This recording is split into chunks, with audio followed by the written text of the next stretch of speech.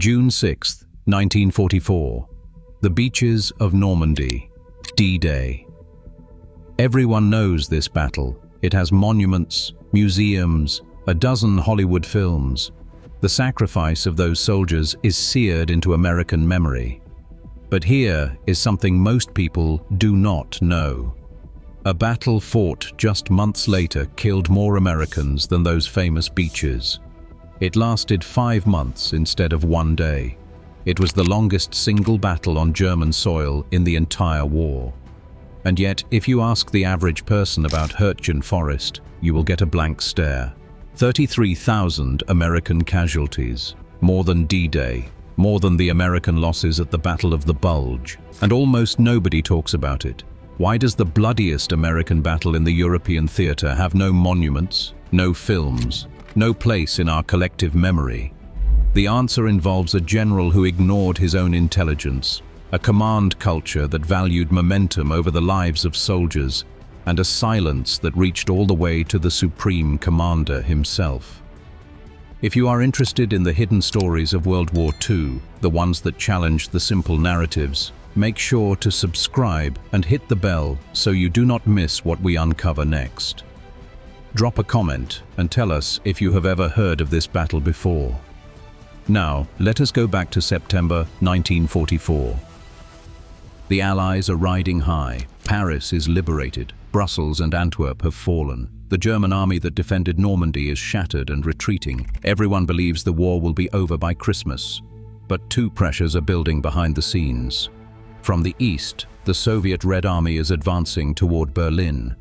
Whoever reaches the German capital first will shape the post-war world. American commanders feel this urgency in their bones.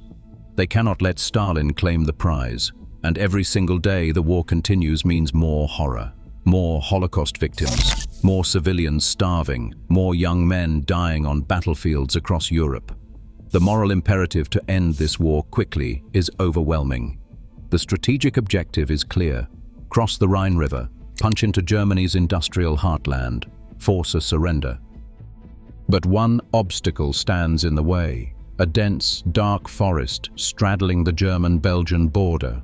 50 square miles of managed pine trees. Behind it, a series of dams on the Roer River holding 40 billion gallons of water.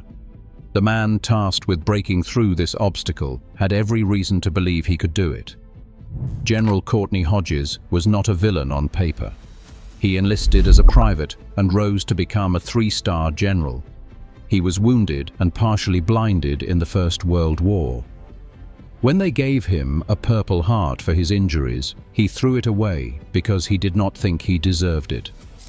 By 1944, he commanded the First Army. 250,000 soldiers. America's largest fighting force. 18 divisions ready to crush what remained of German resistance. His right-hand man was Major General J. Lawton Collins.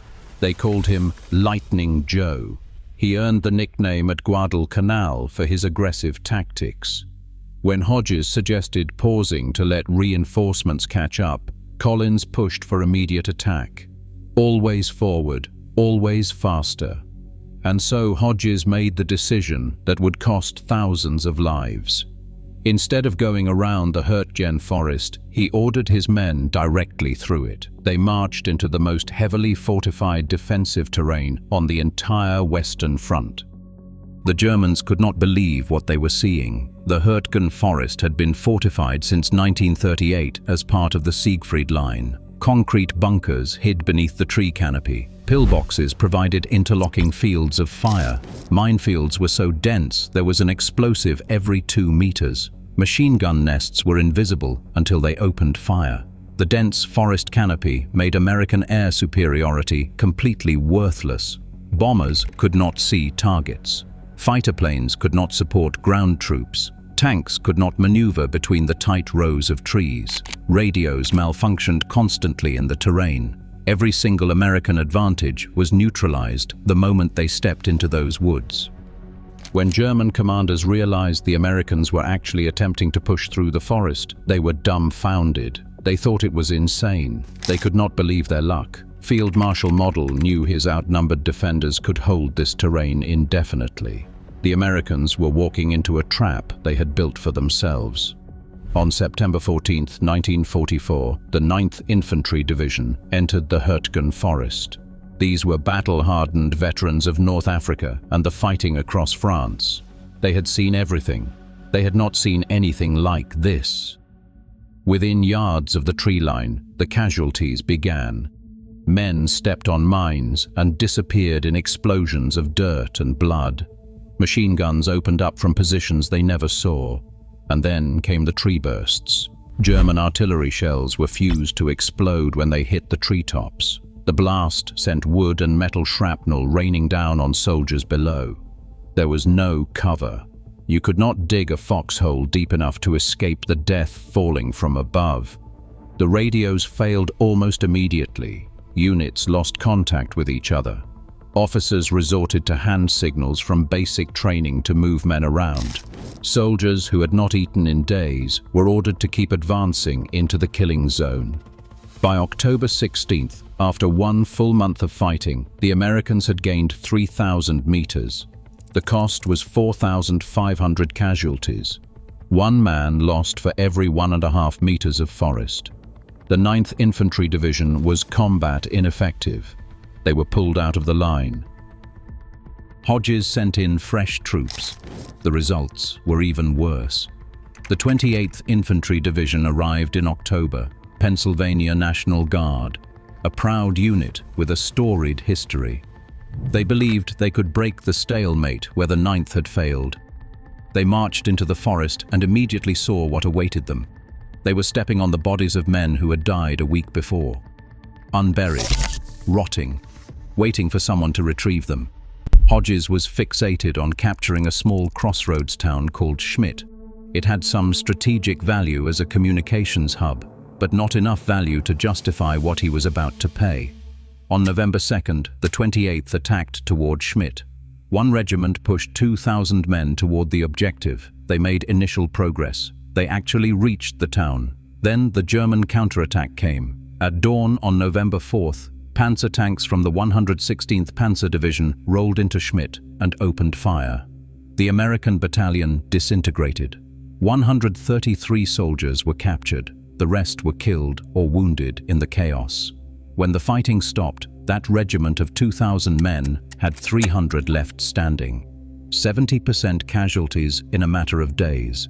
And still, the generals demanded more. On November 5th, Hodges received a top-secret memo from 9th Army Intelligence. The Roa River dams upstream held enough water to flood the entire Allied advance route. If the Germans blew those dams, the push to the Rhine would stop cold for weeks. Intelligence was warning him. Secure the dams before it is too late. Hodges reportedly responded with 3 words. Damn the dams. He insisted the path to the dams ran through the forest, not around it, through it. More divisions into the meat grinder. His officers saw the casualty reports. They knew the forest was consuming entire units. But the command culture demanded forward momentum at any cost. Lightning Joe Collins exploded in fury at any subordinate who used defensive language in his presence. The logic had collapsed completely. The objective was the dams. The dams were not in the forest, but Hodges would not change the plan, and so more men were sent into the darkness, including some of the best soldiers America had. In late November, the 2nd Ranger Battalion arrived at Hürtgen Forest. Elite troops. The same unit that had scaled the cliffs at Pointe du Hoc on D-Day. They were trained for impossible missions. Their objective was a piece of high ground called Castle Hill. The Germans were using it to rain artillery fire on American positions across the valley. Taking it could finally break the stalemate. The Rangers attacked with speed and controlled violence. They overwhelmed German defensive positions and seized the summit of Castle Hill. Then came the counterattacks. Wave after wave of German infantry, including paratroopers, were thrown against the hill. The Rangers held their ground through the night. They held through the next day. They held until they had almost nothing left. When relief forces finally arrived, 22 Rangers could still walk on their own. 19 were dead, 107 were wounded, 4 were missing and never found. They did everything asked of them. They took Castle Hill against impossible odds. Here is the bitter ending. When regular infantry units replaced the Rangers, they could not hold the position. The Germans retook Castle Hill within days. It would not be captured again until February of 1945. The sacrifice of those Rangers meant nothing in the end.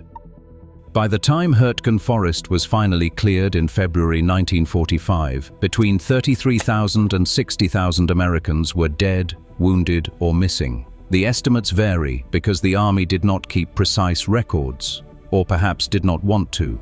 The dams that Hodges insisted on reaching through the forest, the Germans blew them anyway. The flooding was localized. It was not the catastrophe that intelligence had feared. The entire justification for the forest assault collapsed into irrelevance. And then came the silence. General Dwight Eisenhower was the supreme commander of Allied forces in Europe. After the war, he wrote his memoirs.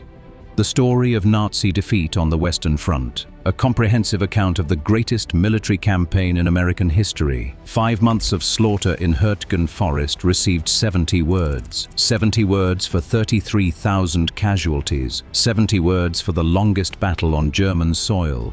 70 words for a disaster that dwarfed D-Day in blood. Hodges retired with honors in 1949. Collins served another decade and lived to 91. No inquiry, no accountability, no questions asked about why they kept feeding men into a forest that ate divisions whole. The men who made the decisions were protected. The men who followed their orders were forgotten.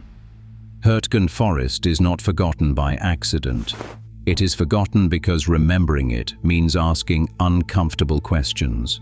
Why did American commanders keep attacking terrain that negated every advantage they had? Why did no one above Hodges intervene when divisions were being destroyed for negligible gains? Why did the Supreme Commander bury this battle in his memoirs? The veterans who survived Hürtgen carried it for the rest of their lives. They talked about the tree bursts that turned forests into shrapnel storms, the minefields that swallowed entire platoons, watching friends die for objectives that Germans recaptured a week later. This is not about dishonoring their sacrifice. It is about finally acknowledging what was asked of them and what it truly cost. 33,000 American casualties, 5 months of relentless fighting, a battle bigger than D-Day that America chose to forget. Now you know the truth. If this story moved you, share it with someone who cares about real history. Like this video so more people can learn what happened in that forest, and subscribe if you want to see more stories that the official histories left out. Thanks for watching. We will see you in the next one.